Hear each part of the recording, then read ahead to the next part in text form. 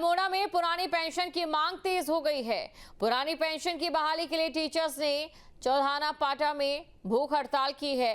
Teachers का ये कहना है कि पूरे जीवन लोगों की सेवा करते हैं, इसके बावजूद उन्हें पेंशन नहीं मिलती। सरकार को कर्मचारियों के हितों को ध्यान में रखते हुए पुरानी पेंशन नीति बहाल करनी चाहिए।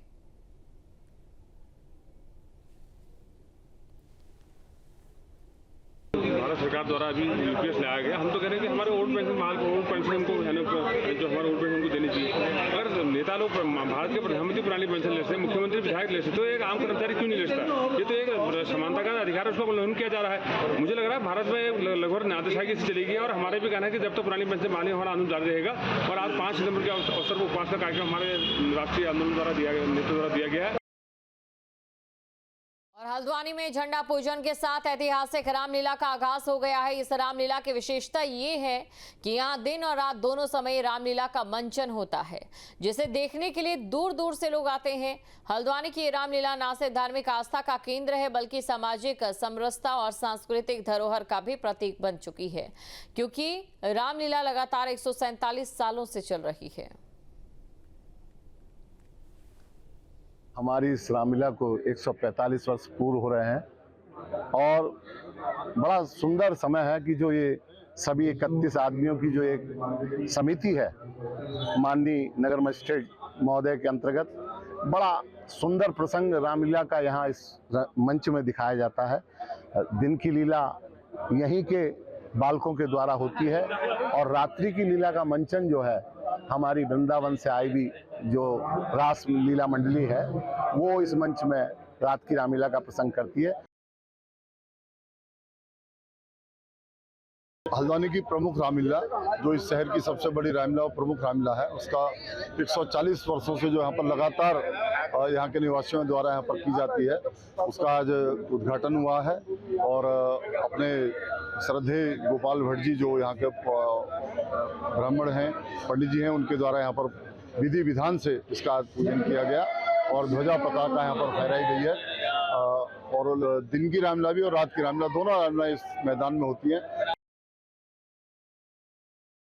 देखिए 147 वर्ष पुरानी ये हमारी दिन की रामलीला है, जो कि कुमाऊं गया उत्तराखंड की एकमात्र लीला है। और ये हमारा बड़ा सौभाग्य है कि 31 लोगों की जो संचालन समिति है वो इसको निर्विघ्न संपन्न करा रही है। और दिन की लीला हमारी 21 सितंबर से प्रारंभ होकर 2 अक्टूबर तक, और रात्रि लीला मथुरा से एक बहुत बढ़िया कलाकारों की टीम है, वो 22 तारीख से प्रारंभ होकर 2 अक्टूबर तक होगी। मेरा सभी धर्म प्रेमी राम भक्तों से निवेदन है कि अधिक से अधिक संख्या में भाग लेकर इस जो हमारा यज्ञ है उसको अपना उपस्थिति देकर सफल बनाएं। और आईआईटी रुड़की का 25वां दीक्षांत समारोह का आयोजन किया गया, जिसमें केंद्रीय राज्य मंत्री जितेंद्र सिंह शामिल हुए। और इस दौरान जितेंद्र सिंह और आईआईटी डायरेक्टर ने छात्र छात्राओं को मेडल और डिग्रियां दी। दीक्षांत समारोह में 1267 ग्रेजुएशन, 847 मास्टर्स और 500 पीएचडी की डिग्रियां दी गई। दीक्षांत समारोह का यहाँ पर आयोजन था और हम सब के लिए ये एक ऐसा संस्थान है जो जिसके साथ इतिहास जुड़ा है भारत का, ना केवल स्वतंत्रता के बाद का बल्कि पहले का भी। तो बहुत pre independence and post independence सबसे पुराना इंजीनियरिंग कॉलेज हिंदुस्तान का, और जिसकी एक अपनी गरिमा रही, अपनी एस्टीम रही। और अब तो उसको आईआईटी कहा जाता है, लेकिन जिस कंसिस्टेंसी के साथ, जिस निरंतरता के साथ उन्होंने अपना एक स्तर बनाए रखा है, उसका सबसे नवीनतम परिणाम हमें कल मिला प्रमाण, जबकि कल शाम को ही जो NIEF का रैंकिंग रिलीज़ हुआ है उसमें भी ये 6ठे दर्जे पर लगातार कई वर्षों से चले आ रहे हैं। और इस संस्थान की ये खासियत है कि बड़े वर्सेटाइल डिपार्टमेंट्स हैं, और ख़ास तौर से चूँकि हिमालय के क्षेत्र में ये स्थित है, डिज़ास्टर मैनेजमेंट इत्यादि में तो इनको महारत है ही। और रामनगर में किसान बाजार में 10 दुकान और नीलामी चबूतरे का शिलान्यास हुआ है, जहां उत्तराखंड मंडी परिषद के अध्यक्ष अनिल कपूर डब्बू और रामनगर विधायक दीवान सिंह बिष्ट ने शिलान्यास किया। इस दौरान अनिल डब्बू ने कहा, रामनगर मंडी समिति के बाहर से अतिक्रमण हटाया गया, जिसके बाद 10 दुकानों का निर्माण कराया जाएगा। 10 किसान बाजार की दुकानें जो बाहर है उसका निर्माण कर रहे हैं। लगभग 90 लाख रुपए की लागत से, और एक नीलामी चबूतरे की यहाँ आवश्यकता थी, क्योंकि जो पुरानी नीलामी चबूतरे पर तो लोग कारोबार कर रहे थे, तो हमने कहा कि भाई एक नया नीलामी चबूतरा बनाकर और लोगों को दुकानें मिलनी चाहिए। मेरी जानकारी है कि लगभग 150 यहाँ लाइसेंस हैं और 120 के लगभग लोग कारोबार करते हैं इस मंडी के अंदर। तो हमने कहा भाई अभी आज इस बैठक के माध्यम से ये हुआ कि एक कोई फूल मंडी बनाई जाए। हमारे भगीरथ भाई ने एक हमको निर्देश दिया और एक अच्छी चीज है, तो हमने कहा कि भाई अपने सचिव से कि एक फूल मंडी की स्थापना करें या पैकेजिंग यूनिट बन जाए, क्योंकि ये हमारी जो जमीन है इस पर कहाँ सौंदर्यीकरण होना है, कहाँ क्या होना है, पूरी योजना बनाकर दें। और रुड़की में नशा मुक्ति केंद्र में युवक ने फांसी लगा ली है। सिविल लाइन कोतवाली के बिलड़ी नशा मुक्ति केंद्र में फांसी लगाई गई, जिसके बाद से पूरे इलाके में सनसनी फैल गई है।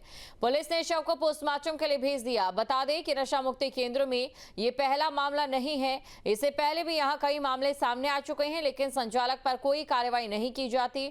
वहीं दूसरी ओर पुलिस मामले की जाँच कर रही है। 29 साल का युवक है जिसका नाम वसीम है। उसने बाथरूम में हैंग कर लिया, सुसाइड कर लिया। तो हमारी टीम वहाँ पर थी, एफएसएल टीम को भी बुलाया गया। हमारे क्षेत्राधिकारी नरेंद्र पंत ने भी विजिट किया है। तो प्रथम दृष्टया सुसाइड का ही उसमें हमको पड़ताल में मिला है। बाकी परिजन उसमें क्या कहते हैं, वहाँ सीसीटीवी का भी हम अवलोकन करेंगे। तो जैसे तथ्य आएंगे उस हिसाब से आगे लीगल कार्रवाई की जाएगी। और नैनीताल में कलयुगी बेटे ने पिता को पीट कर मौत के घाट उतार दिया है। भवाली गांव के पास बेटे ने हैवानियत दिखाते हुए पिता को बुरी तरह से पीटा, जिसके बाद पिता की मौत हो गई। बताया जा रहा है कि पिता ने पैसे देने से इनकार कर दिया, जिसके बाद नशेड़ी बेटा अपना आपा खो बैठा। पुलिस ने शव को कब्जे में लेकर पोस्टमार्टम के लिए भेज दिया और आरोपी बेटे को पुलिस ने गिरफ्तार कर लिया है। कोतवाली भवाली क्षेत्र का ये मामला है। नजारी गांव के कैलाश व्यू की ये जगह है। इस जगह पे पिता पुत्र एक घर में रहते थे। दोनों शराब पीने के आदी थे। आज शराब पीकर दोनों बीच में झगड़ा हुआ। इसी झगड़े में बेटे के द्वारा डंडे से पीटकर अपने पिताजी की हत्या कर दी गई है। पुलिस मौके पे पहुंची है, इस फॉरेंसिक की टीम है और सीनियर अधिकारी यहाँ पे पहुंचे हैं। घटनास्थल का मुआयना किया जा रहा है। एविडेंस है, साक्ष्य है, वो जुटाए जा रहे हैं। और बागेश्वर से बड़ी खबर, जहां सीएम धामी का बागेश्वर दौरा, कपकोट के आपदाग्रस्त इलाकों का दौरा किया गया। सीएम ने राहत और बचाव कार्यों की समीक्षा भी की है। तो राहत और बचाव कार्यों की समीक्षा की गई। सीएम धामी ने आपदा प्रभावितों से मुलाकात भी की है। सीएम धामी का बागेश्वर दौरा, बड़ी खबर आपको बता रहे हैं। जानकारी आपको दे दें कि कपकोट में आपदाग्रस्त इलाकों का दौरा किया गया।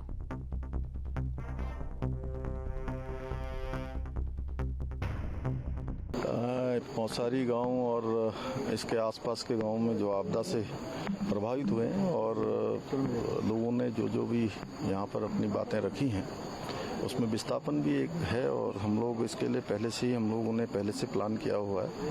जहाँ विस्थापन की आवश्यकता है उसके लिए विस्थापन के लिए हम लोग काम करेंगे। अभी हमारा प्रयास है कि सबसे पहले जो हमारा ये गांव है उसके आसपास के क्षेत्र में बहुत सारी पुल बह गए हैं, बहुत सारी सड़कों का नुकसान हो गया, बिजली चली गई है, पानी की समस्या हो गई है।